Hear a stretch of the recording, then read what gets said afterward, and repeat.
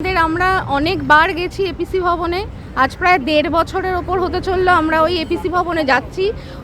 আমরা এরকমভাবেই জমায়েত করছি আমাদের দাবি নিয়ে, কিন্তু ওনারা সেই শেষমেশ আমাদেরকে বুঝিয়ে বাইরে পাঠিয়ে দিচ্ছেন।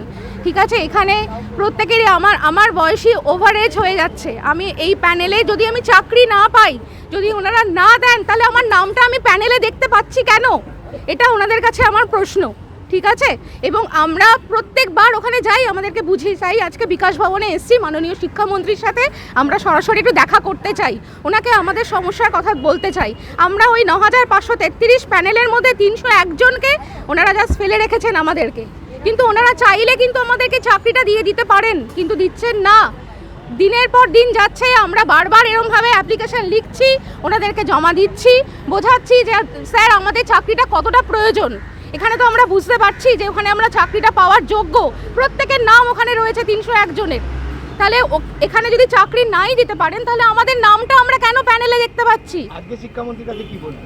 আমরা এই কথাগুলোই তুলে ধরবো। 9533 প্যানেলের মধ্যে যাদের চাকরি হয়ে গেছে আর বাকি আমরা যারা 301 জন পড়ে আছি, তাদেরকে অবিলম্বে নিয়োগ চাই, ব্যাস। আমরা এখানে আজকে পশ্চিমবঙ্গ বিকাশ ভবনের সামনে আমরা দাঁড়িয়ে আছি। আমরা 2022 রিক্রুটমেন্ট প্রসেসে, primary recruitment process 9533 panel 2022 recruitment process. আমরা এখানে 14 ক্যান্ডিডেট আছি, 17 সালের ক্যান্ডিডেট আছি। আমরা টেট পাস ক্যান্ডিডেট।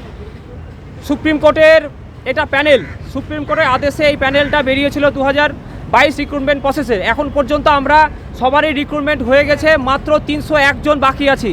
আমরা আজকে এসেছি আমাদের মাননীয় শিক্ষামন্ত্রী ব্রাত্য বসুর সঙ্গে দেখা করার জন্য, এবং আমরা যে বঞ্চিত হয়ে আছি বিগত 1 বছর ধরে, প্যানেল এক্সপায়ার হয়ে যাওয়ার পরেও আমরা এখনও রিক্রুটমেন্ট পাইনি প্রাইমারি শিক্ষার জন্য, এবং তার জন্য আমরা এখানে আজকে ব্রাত্য বসুর সঙ্গে দেখা করতে চাই। আমরা বলতে চাই যে 2000 সুপ্রিম কোর্টের নির্দেশে যে প্যানেল বেরিয়েছিল 2022 রিক্রুটমেন্ট প্রাইমারি রিক্রুটমেন্ট প্রসেস, সেই 9533-এর মধ্যে আমরা মাত্র 301 জন পড়ে আছি।